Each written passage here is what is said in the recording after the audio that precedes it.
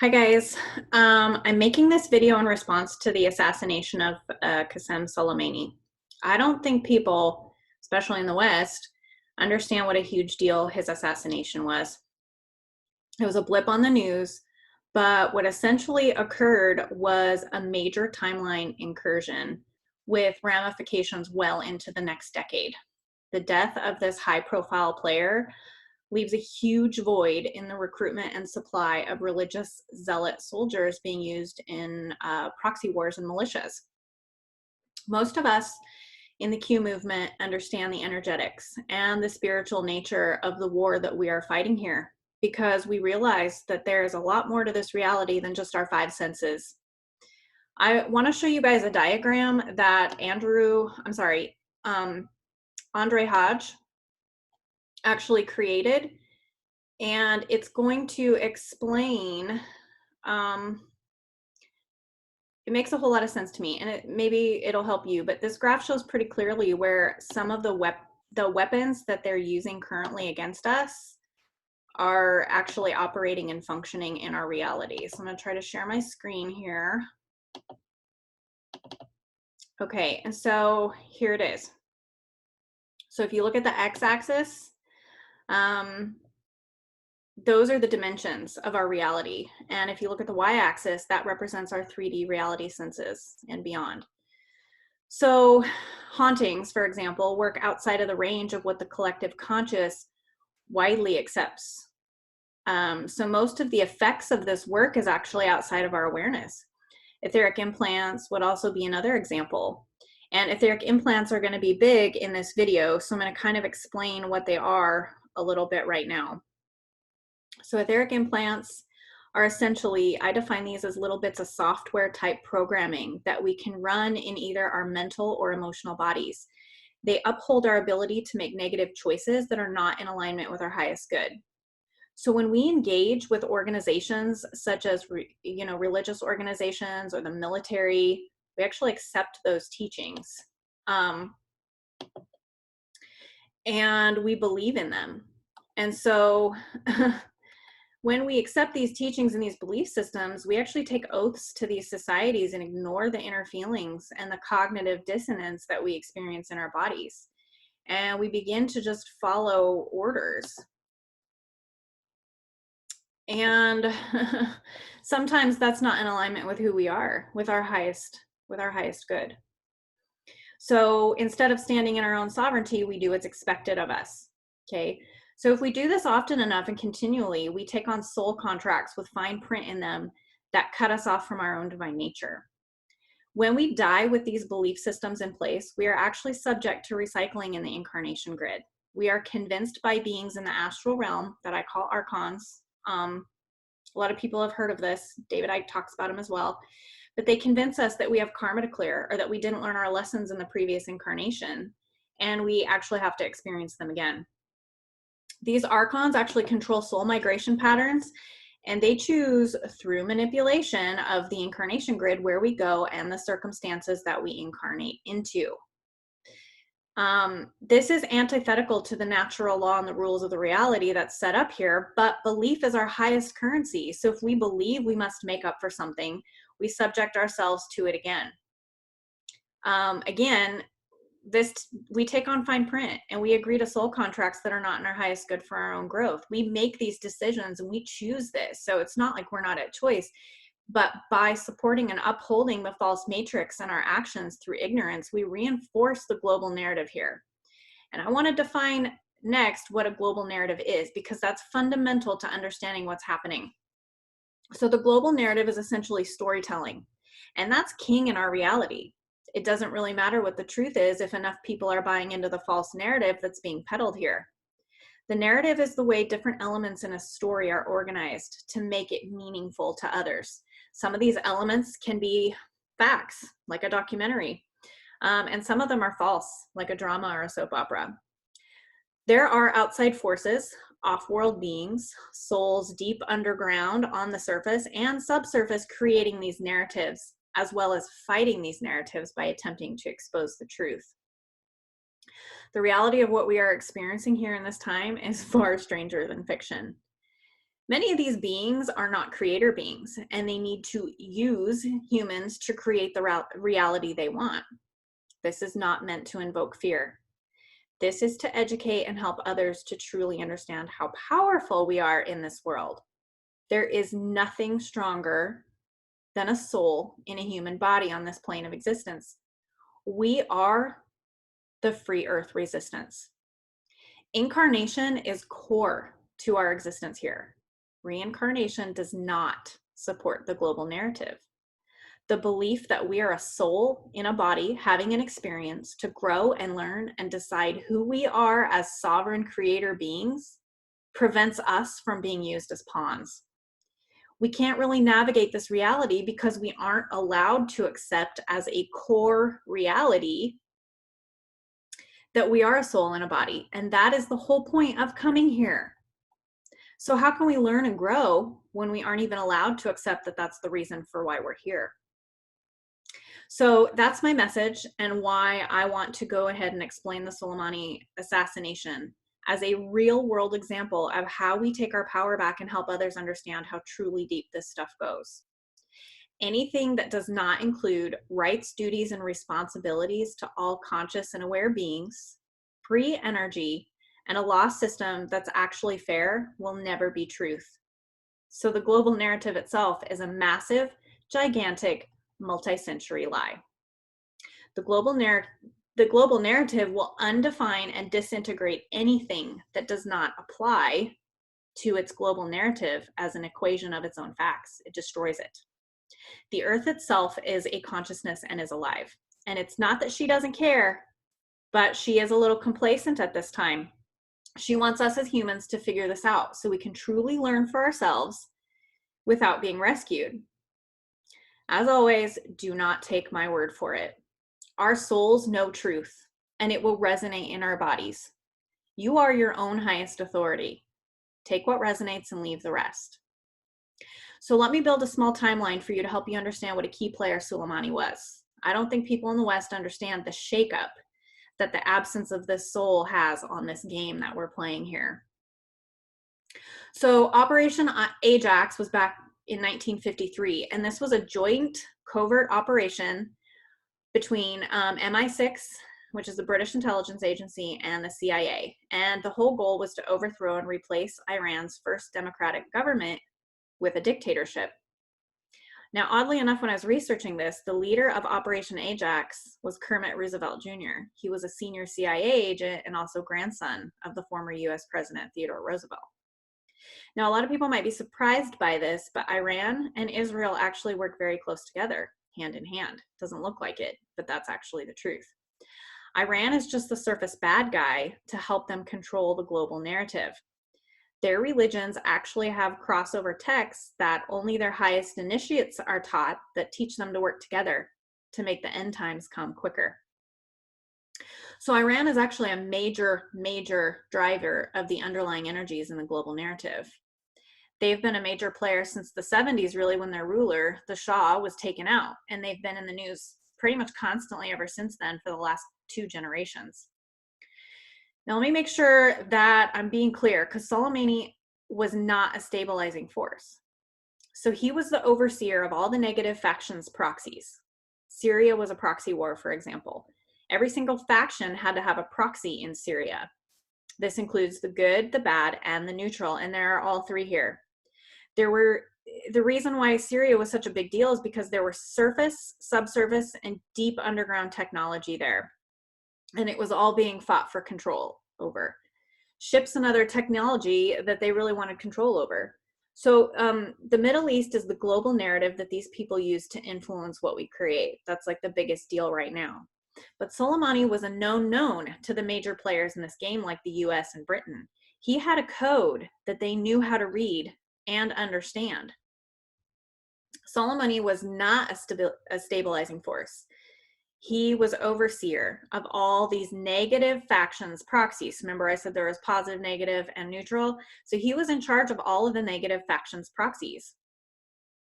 Okay, so he is, and like I said, you guys, I'm an Akashic reader, and this is what I do. I go into the Akashic and read soul books. So this is all information that I've looked up.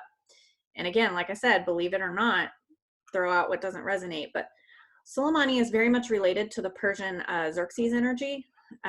He was the general, I believe, in the movie 300. That movie was about him. He was Soleimani was actually, his soul was very high up in that command level in past lives. His soul's ascended, expanded, transcended, whatever you want to say, even more since then. That he was alive at the time of Alexander the Great. So he's gained a lot of power even since then. So this is evidenced by the role that he plays in the Middle East. It's not a perfect comparison, but we can kind of think of him in such a manner as Billy Graham. So what Billy Graham was for religion in the West, Soleimani is for the military in the Middle East. Now I want to talk about his soul contracts because that's extremely important. So the soul contracts that he was holding basically made sure that there would be future generations of zealots with soul contracts to continue incarnating into this war and continue fighting in both surface and subsurface wars. Zealots are essentially, they're like one of the most important pieces to this war because they come into this life pre-programmed with false religious narratives that keep them engaging with the same energies lifetime after lifetime. For example, from the ages of 10 to 22, most of these religious zealots can only read the Quran. It's the only book they can have. They memorize it backwards and forwards. There's no room for free will, sovereignty, or a full understanding awareness of their own capabilities and individual soul path and gifts. So what this does is this puts them right into karmic repetition. So the soul contracts that Soleimani held, they were counting on him to keep the supply of able-bodied zealot soldiers up to meet the needs of the factions that needed them to continue fighting. There's why he's such a huge part of this game, and that also applies to the incarnation grid. So they're sent down again to the same culture, the same religious teaching, similar circumstances, even if that's not what their soul really wants to experience next lifetime. So Soleimani is no longer an anchor spirit in this reality with recognizable energetic resonance to these souls to encourage them to join the Quds force, which is 400,000 zealots strong. And it's in 11 different countries with spiritual contracts from the generals on down to the local sergeants. And all of those soul contracts also cover a host of military energies that come with that. He basically represented a lightning rod of spirits that these factions knew that they could count on to keep creating soldiers for them. So he survived so long because he had access to future-looking technologies like Yellow Cube or Yellow Box and Project Looking Glass, and a lot of us already know what that is. That's why this is such a big deal, because those remote viewers and psychics have remote viewed him well into the 2030s, and I saw that as well when I went in. He should not have been able to be killed. So, don't think that there weren't at least some plans put in place in the event that he was killed, but he never did train a successor. He'd never groomed a replacement because they were so confident that he wasn't going to be killed. I mean, they remote viewed him well into the next decade.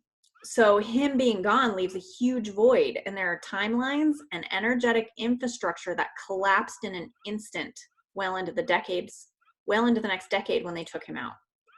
So basically what I'm saying is his assassination was a timeline hack. This was a timeline incursion by interdimensional beings that know how to travel interdimensionally within time. He was killed in the global narrative with global narrative weapons. That's why it's real. Those should not have been able to affect him, though, because there were armies of psychics remote viewing him who said he would live well into the 2030s, like I said before. So for me, the big question was, did Trump order it? And why did this happen? Technically, yes. Okay. Trump did order this hit, but it was a high-level incursion, and everything in the chain of command that was ordered was actually planned on another timeline and merged with our current time stream. So that's why so many people were feeling off that week, because it rattled them to the core. Probable future timelines for anyone interacting with this soul or holding soul contracts to create these timelines in the future, entire realities collapsed. So how was this able to be done then? Okay, so that's what I looked up. there was there was already a new weird energy being brought in by the solar system. So that was towards the end of December. And I don't know, some of you guys may follow Magenta Pixie, but she talked about this in the Crystal Stargate series. And that's how I knew some of these energies were coming in. Okay. So there was already a new weird energy being brought in by the solar system. This was on or around, the Crystal Stargate series talks about sometime towards the end of December, the winter solstice, basically. Okay, so this faction knew they could slip this timeline in because of those new energies coming in. So Soleimani was on the natural timeline. So them taking him out was bringing in an unnatural piece of timeline, not organic, into the current grid. That took tremendous amounts of resources to do that. And several factions had to work together to make that work. But I want to talk about the specific factions that did it for a moment. Okay. So the wild new earth energies made it easier for these factions to hide this incursion because the monitoring systems in place here on earth didn't recognize these new energies. They didn't throw out any alarms as to what was occurring. So it was kind of like hiding under the cover of darkness for them. Portals, more like rifts, and I'll get into that in just a moment, opened, offering the unpredictable element that allowed them to get something through the gate, if you will. But this energy that was coming in was very potent energy, and it wasn't intuitively, obviously aligned with the magnetic energies coming in. So when I first felt it, I was initially a little confused, but feeling into it, it was kind of a playful energy, like a giddy, excited kind of trickster coyote energy. And it wanted someone to directly engage with it. So feeling into it, to me, it seems like perhaps they actually have similar goals in mind with the global narrative, but definitely not the same direct outcomes. Something else was added to the natural Earth grid that created a massive variance and a new variable that the false grid itself had to do something about that was tangible. So Iran had to make a play that wasn't in the original supercomputer algorithms for probable timelines. We can consider it almost like flying blind. So they're now conducting like WTF meetings to figure out a new path forward. They are trying to figure out if there's anyone on earth that can hold even 10 or 20% of his soul contracts and keep up their operations. If not, and again, like I said before, he never groomed a replacement or anyone to take his place because they were confident in what they had remote viewed using this yellow cube or project looking at glass technology. Then they have to use their resources to mitigate the damage and come up with a new plan of action to counteract the new potential realities and timelines that are being created because of this. So they, whoever they are, you know, the cabal, don't like this because it is a drain on their resources. The resources that resistance-free Earth, which is us, is quickly draining from them, with truth and awareness being spread and consciousness being raised. Okay, so let's get into a little bit deeper. So how did this happen if he was supposed to be protected and solid in these time zones? Well, as I said before, it's kind of a combination of a few things. And for me, what I've seen is it's essentially 4 different things. So one, these new energies coming in from deep within the earth, they haven't been here in 14 to 15,000 years. So that provided like a distraction or a cover. And I want to show you a couple of pictures. If I can switch between my screens here. Okay.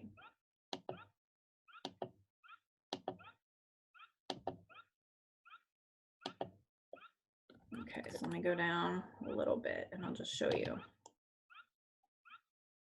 what led to the U.S. Embassy and attack. So December 27th, U.S. civilian contractors killed. They sent troops. On the 29th, these U.S. planes bombed 3 sites in Iraq and 2 in Syria.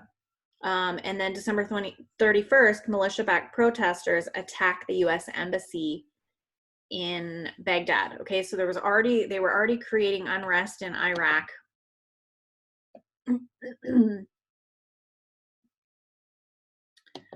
Okay. And these riots were actually predicted for a very long time. So this wasn't anything new to them. Oh my goodness. Sorry. So these riots were already predicted, and they weren't anything new. They already knew that they'd already remote viewed them. They were predicted for a long time. So they were in a green zone. So Soleimani was in a green zone, and he was killed outside or very close to the entrance of the airport, which is in itself a significant magical space. Suleimani could have only been killed in a green zone. Otherwise, the psychic prediction factions could have detected it, because these are places, these green zones are places that are built on these locations for very specific reasons. And if you want more information on that, look up geomancy. Probably a lot of us have already studied that. So Trump was told that Soleimani was sponsoring these attacks on the embassy in Iraq because they knew how he would respond based on his previous actions. His choices were basically a foregone conclusion, and it was easy to manipulate him to make this choice. So knowing that Soleimani was leaving Iraq and heading to the airport, they knew that they could take him out in this green zone. And I'm going to show you here, if I can get this picture up. I don't feel like I'm very good at showing you guys my screen, but hopefully I'll get better at this in the future. But I want to show you basically what a green zone is, and it's probably going to be a little bit small, the picture itself, but okay. So, okay. So see right there, the US Embassy is built on a green zone, okay? And there are green zones all over the world. And those are very important. Those are very important locations, okay? Because the magic there is really strong. And I'm going to explain that to you, okay? So green zones make things easier to manifest because of the magic energies running through them. Ley lines, grid lines, these are high frequency locations. These sites have very little energetic separation of realities because of the sacred sites being built on top of each other over and over and over and over. So what that does is that creates rifts in the energy grids that allow you to travel quickly, and specifically in this one, from ancient Babylon to modern Baghdad, like that. These are essentially dimensional doorways that the global sensing system can't understand. They allow travel through time in the same space. I mean, so you could go, like I said, from ancient Babylon to modern Baghdad like that. So that was option number 2 that allowed this to happen. Number 3 is inner earth groups are constantly monitoring for things like this to happen, but they took their eyes off the ball for a moment to attempt to understand these new energies coming in, and that left a gap in the monitoring. And when I say inner earth groups, I mean like Hollow Earth, Inner Earth, Ashtar Command, you know, a lot of people have heard of this. So that was number 3. They knew that that was going to happen because these new energies were going to be confusing for them. They haven't been here for 14 or 15,000 years. And then number 4 was the fact that the group who did this is a group of interdimensionals that aren't even incarnated here. They are a wild card faction that many didn't give a whole lot of clout to, the Cabal or the, you know, the Resistance Free Earth. They didn't give a lot of clout to them simply because they aren't really key players with a lot of armies and troops and souls incarnated here. So let's talk a little bit more about them specifically, okay? Because this is an interesting group, and it ties into a lot of interesting stuff, okay? So this group that actually took out Soleimani, they have been interacting with Earth for tens of thousands of years. They're extra density, extra dimensional beings, and their goal, they want more of a finger in the pie of what's going on here. So they made a move that wasn't perceived by the timeline brigades and timeline watchers. And if you think they're not out there remote viewing, they certainly are. So this group made a play in direct global narrative manifestation completely from the outside. That hasn't happened since Kennedy was taken out. So that's how big this is, and that's why I'm making this video. All these players in the global narrative had ancient future contracts with this player to manifest certain events, and now they don't. So let's talk about this group. So this group is a group that believes that the awakening should have happened in the 60s with the hippies movement. They didn't win the 60s. They believe that 2012 should have meant something completely different than it does in this timeline. So they believe that there should have been 2 generations past the Korean and Vietnam War that would have had new technologies introduced to them. Computers like we have today would have been introduced back in the 80s if they would have had their druthers. So their main player on the board back then was Kennedy. The Kennedy family lineage has been collecting spiritual contracts in direct opposition to the system of domination and control. And their player had made it all the way to the top when Kennedy was president. So when this player can take all your spiritual contracts over immediately and you're not done playing because it isn't going the way you want to, what do? You take that player out. So when I looked, there were actually etheric satellites that were used, and the world's population psychically knew at the instant it happened that he was killed. So this actually caused programming to come online, and they were able to spin the event because this faction had used their last chip. They were done in their goals to free Earth, so they couldn't control any of the narrative. Now, when I looked, the world wasn't ready for the awakening back then because at the time, transistor radios were still pretty new and telephones were landlines. Everybody had a television, and they thought that the connectivity would be enough, but the connectivity and technology wasn't in place for the types of energies to connect the consciousness and spread it across the globe and anchor it in, kind of like they are today. And that's ultimately why this faction failed back in the 60s. So this group is hard to peg down for me because while they want the awakening to happen, they aren't really super concerned about the free will of the beings here on this planet.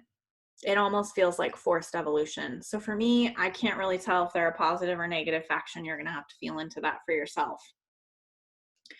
To be clear, the species that are involved in this faction they number in the thousands. Okay, so they got involved when they realized that many of their higher consciousness beings were no longer incarnating back onto their home planets, and many of them were coming here. So this reduced not only the population of their home worlds, but it reduced their consciousness as well because their best people were coming here and then not coming back. So this vacuum of consciousness is ultimately what made them come here in the first place. And like I said, they've been interacting with us for tens of thousands of years. So what happened is they got here and many of them were shocked and totally bewildered that their soul family was incarnated into these bodies here on Earth because the manipulation here that still existed that long ago had caused their densities to greatly deteriorate. And, these higher density beings hardly recognized who their soul family was in these bodies here on Earth. As a side note, and definitely not to plug myself, but if you are having a problem with your current incarnation, one of the best things you can do is find a really good past life reader or regressionist to help you understand what energies you continually are engaging with and the programming that you have.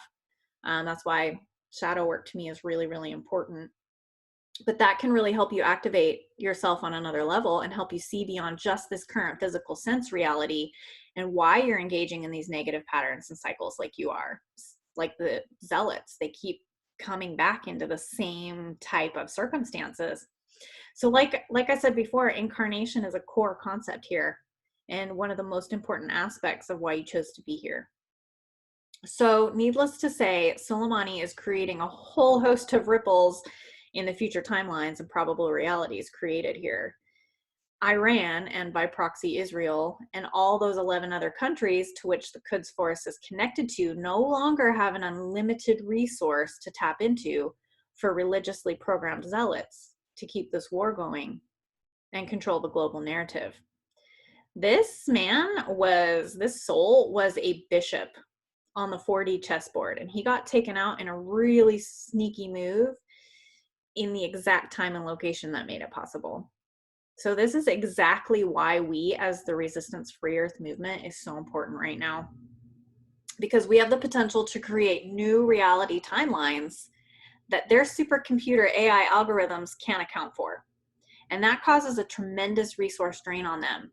They really only want to consider the collective consciousness timeline as it relates to their manifestation because that is stable and it's predictable. I mean, they can control the masses. They know what the sheep think. So we are the chaos factor. We are the wild cards. We are what they fear. Know that. Embody that. Because where we go one, we go all. Thank you guys for listening. Let me know what you think.